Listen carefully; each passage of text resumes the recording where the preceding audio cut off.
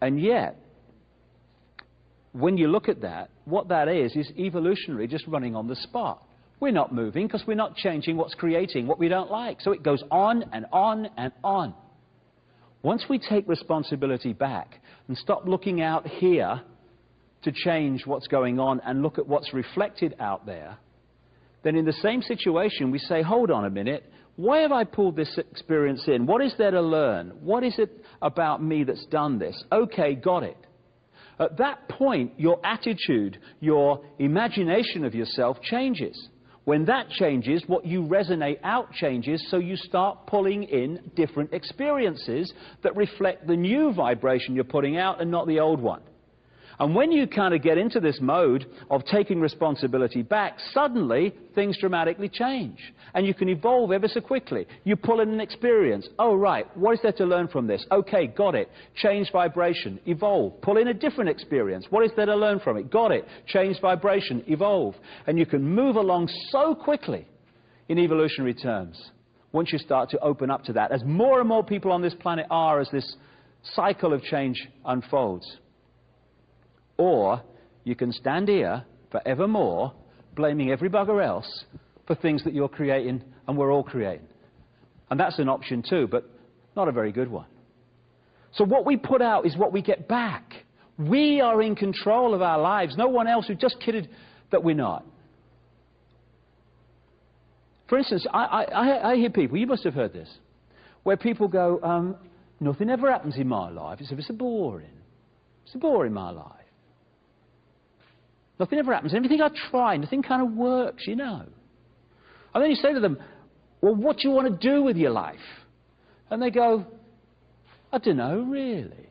Don't know. Never thought about it. Now, I don't know, really, is actually a state of mind. Therefore, it is a vibrational frequency, and I don't know really goes out, and I don't know really comes in. Nothing ever works, because I don't know, really.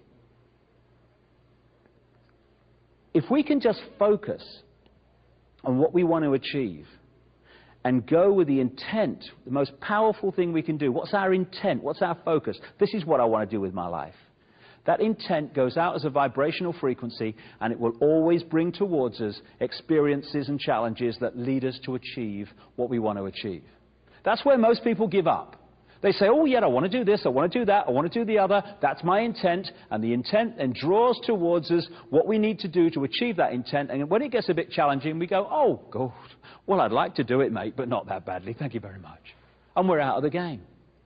So if we want to be free, and we want the world to be free, that's what our intent needs to be. And then the challenges and what we need to achieve that intent will come towards us, and then we can meet them and all this is over. Because if we keep jogging on the spot, blaming everyone else, this is going on, and it's going to go on into another cycle for a very long time. This idea that we create our own reality by resonating the energy around us by what we think and what we feel has now been scientifically shown to be provable.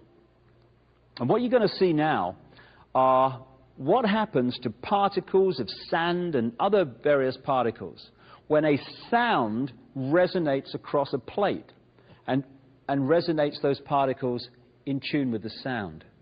Because when we think, we're not just sending out a wave which resonates the energy, we're sending out on a frequency outside of the range of human hearing, we're sending out a sound. Everything is sound. When we think a sound goes out, it resonates the energy around us to that sound.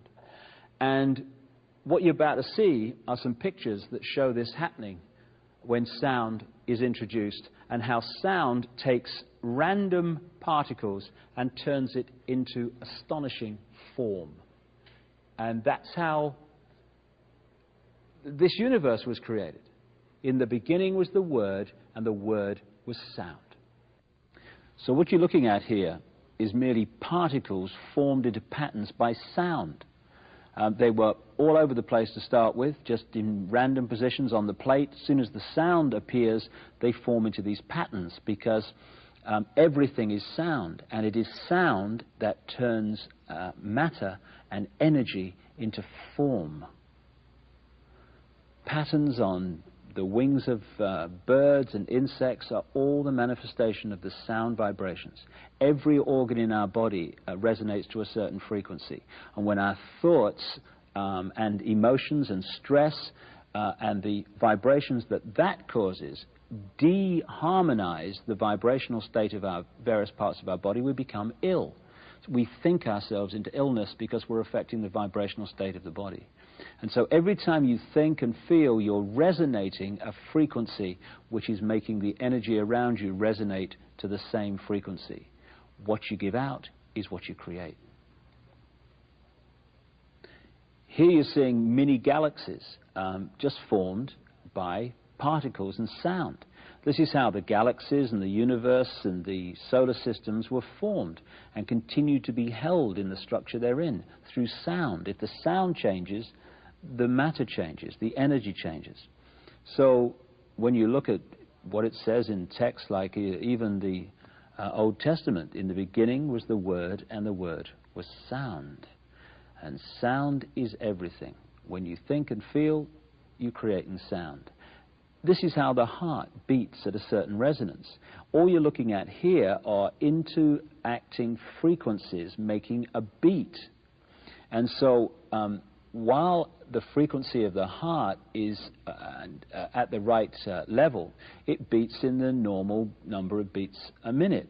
But when we become stressed, we affect that frequency and the heart beats faster.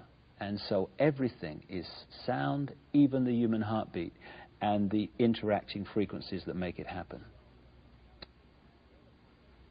And we've seen the galaxies, and now here are the planets forming, just on a plate from particles caused by sound passing through them.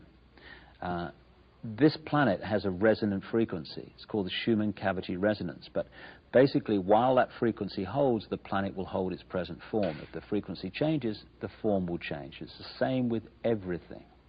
And here you see sound being passed through ion filings and particles, and therefore creating form once again. And from these pictures, it's hardly difficult to see how the human body is formed through sound resonating energy, and how that physical form is held as long as that sound matrix is held.